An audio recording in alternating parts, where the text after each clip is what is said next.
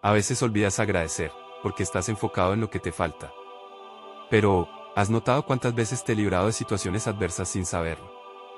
Yo estuve allí, cuando no te diste cuenta. Cuando pensaste que estabas solo. Cuando todo parecía perdido.